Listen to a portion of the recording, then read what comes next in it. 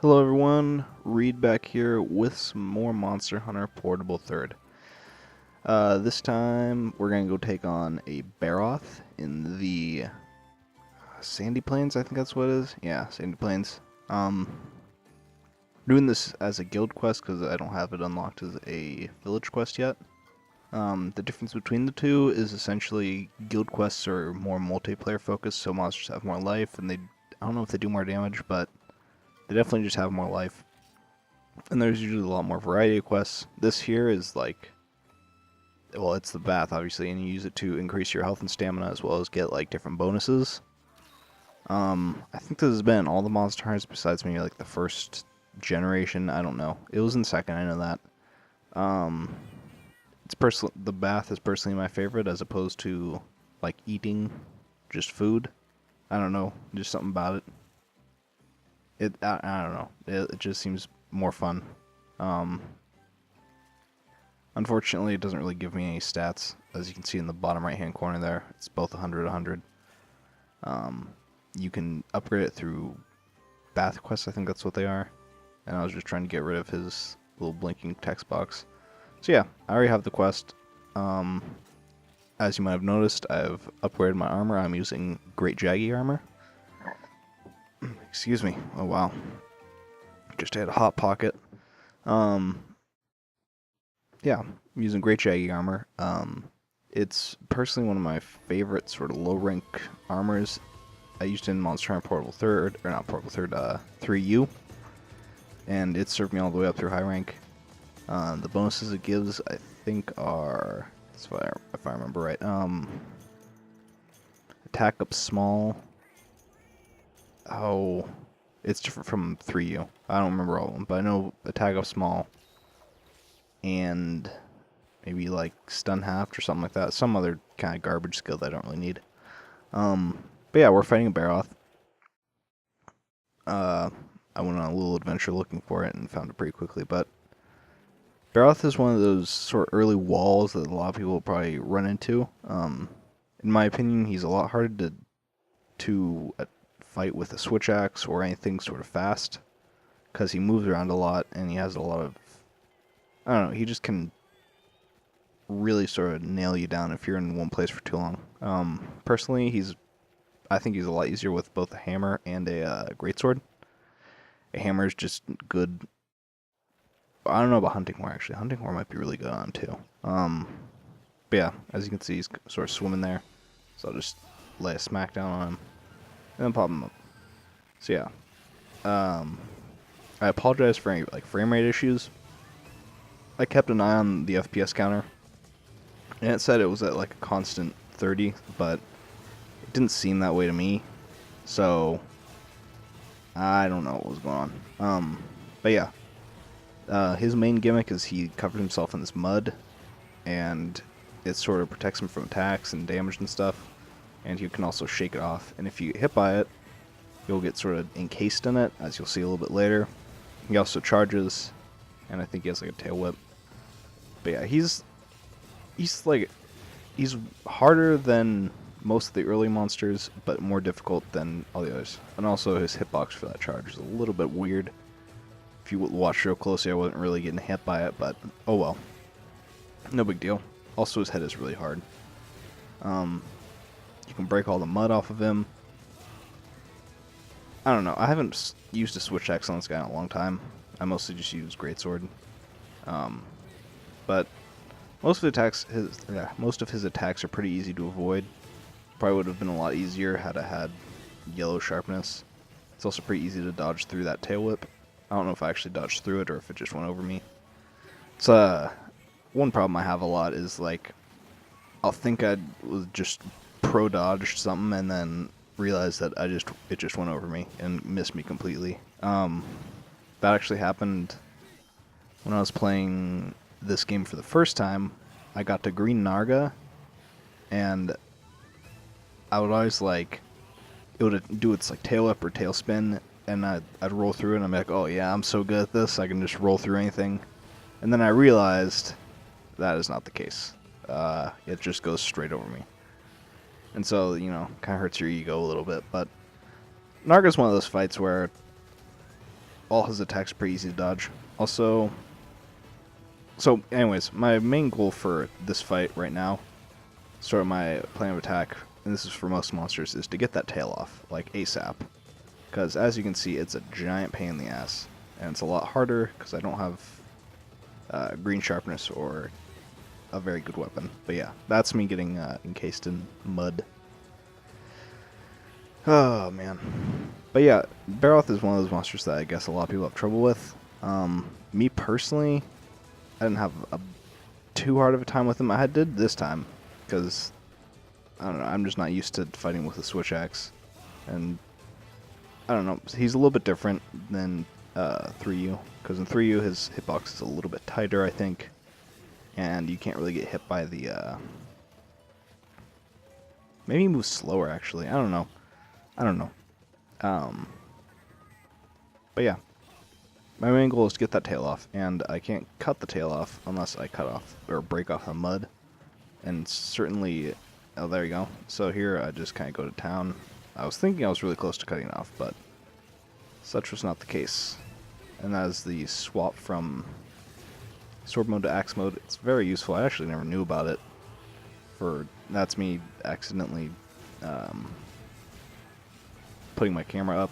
I do that a couple times because this camera interacts a little bit weird with walls. Like, it'll put it where it would be like down one, but so I twerk it up to try and fix it, but then it turns out no such luck. And another factor is that the controller I'm using, the up and down is very sensitive, so sometimes I'll just be turning it left or right, and it'll. So yeah, you see there, kind of like went down. I don't know. I'm pretty sure that's fixed in 3U. But yeah, still working on that tail. Nothing too exciting beyond me just dodge and slash and dodge and slash. I think one of the reasons a lot of people have trouble with dealing with this guy is that he moves around much more than you expect. Also, I do have a sliver of green sharpness, but it's only like 2 or 3 hits worth, so it's effectively worthless. But yeah, he moves around a lot, and he's very fast, or well, faster than pretty much everything up to this point, and he does a lot of damage, or more damage than everything up to this point. He's sort of he's like a wake-up call, I'd call it. He really, you know, kind of sets the playing field for the rest of the game. Like, you can't just stand there and tank through damage to get things done. And for a lot of new players, that's something that they aren't like. Say you kill the Aoshira, you kill that, and then you're like, oh yeah, that was really easy. He was really slow and fat and slow. This game's pretty easy. I don't know what everyone's talking about. And then you get to this guy, and suddenly everything becomes a lot harder. Of course, this is a guild quest, so beyond just having more health, you fight him a lot earlier than you would in the village. I actually just recently unlocked him in the village after fighting Kiripeko, which I meant to record. Unfortunately, I just kind of was absent-mindedly playing, trying to actually unlock this guy in the village to farm him for his switch axe, because that is the next upgrade. Which I'll then, I don't know what the final upgrade is, but yeah, that tail is super annoying. And there it is. It broke a little bit weird. Kind of like held in midair there. I don't know what was up with that. But yeah, and now he's exhausted. And this is pretty much prime time for me to dish out damage on those frail little fingers, because that is his weak point. And unfortunately, I get freaking mudded there. I don't know if it was... No, sorry, never mind.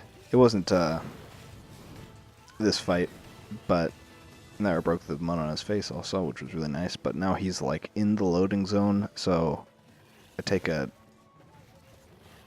precautionary step towards it, but don't quite get it done. And there I get hit by the mud explosion, I guess you'd say, from his head. But yeah, overall this fight went a lot worse than I was expecting, because, I mean, I don't know, I'm used to fighting him with a greatsword, like I said, or even a hammer, but something about the switch act, like it felt really difficult for me to just get things done. I don't know. But yeah, he's really an easy monster compared to the rest of the game. He's also the first brute wyvern you fight. I don't know why he's still classified as a wyvern. I guess it's because he just kind of walks on two legs and doesn't use his arms. I don't know. So yeah, there's me freaking out with the camera there. But yeah, that's one thing I've noticed is a lot of things are wyverns when, and here he just jukes the shit out of me. A lot of things are wyverns when they don't really make sense to be wyverns, if that makes any sense. Like, this guy is classified as a wyvern, but if you were to Google wyvern, you'd probably come up with something like a bat. Like, that sort of 2 legs, and then that's it. But yeah, so here I'm like, oh, prime time for those hands to take a whooping. I don't quite remember if I kill him or not. But yeah.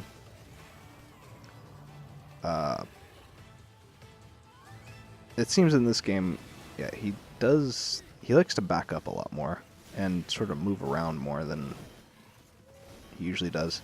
He was first introduced in Try, and apparently that's where I get that sort of wall notion from.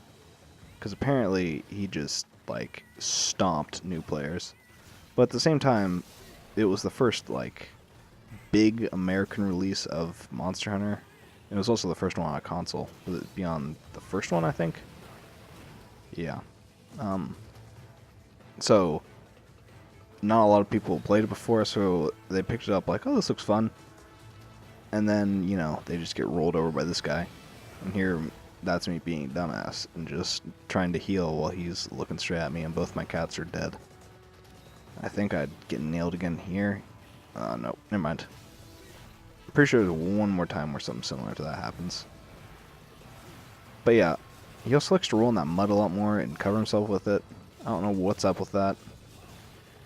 And here I was thinking, oh, he might be dead, but nope. No such luck. Bit unfortunate considering, yeah, that, I was like, oh, what the hell was that? He wasn't even, But what I figured happened is he hit me with his foot, which, I don't know. One thing I did like about this game was it was the first game I played after Freedom Unite, which was 2nd generation. And if you've ever played Freedom Unite, you might know that the hitboxes on that were like, I don't even know. Like, the monster was a hitbox 90% of the time. So it was sort of like weaving a thread through a flaming shirt. I don't know. This metaphor went weird, but anyways, what I'm trying to say here is that this game, the hitboxes were so much more, like, solid, I guess. It was just so nice and, like, refreshing to be able to actually roll to the right and then have something completely miss me instead of getting clipped by, like, a wing and taking full damage. But, of course, it's not without its flaws, as you've seen me get hit by, a foot. That was pretty awesome there. I was like, oh, yeah, this guy is toast. But yeah, anyways, you see, like, they're not perfect. They're much better in 3U, in my opinion, and probably even better in 4.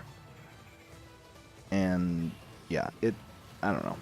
But coming from 2nd generation to this, it was like night and day. Although, a lot of the monsters seemed a lot easier. Like, this guy did a lot less damage, it seems like. And, I don't know.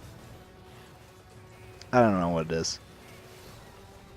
I think this game had probably, I think, the best 3rd generation roster, maybe behind 3U. Mostly because it included a lot of 2nd generation monsters, which, of course, Monster Hunter 4 also does, but, like, not so much it included a lot of them, but it, like, mixed them in really nicely. Like, they were towards the end. Pretty sure Tigrex is in. Oh, God. I'm blanking on, like, a lot of other things. But, yeah, it had a good deal of 2nd generation monsters, which was nice. So, yeah, there's me freaking out with the camera again. And so I decided I was going to capture this one. And it was very nice to tail up right on top of me and then get caught in the trap. Personally, I like to capture monsters on, like, my first go about with him, because I don't. Well, if it's my first time fighting it, usually I'm in no like what's the word I'm looking for? Like circumstance to try and kill it, because usually I'll have either died twice or died once already. So I'm a little bit worried about dying a third time and then just failing the quest and having to do it all over, which has happened before and is infuriating.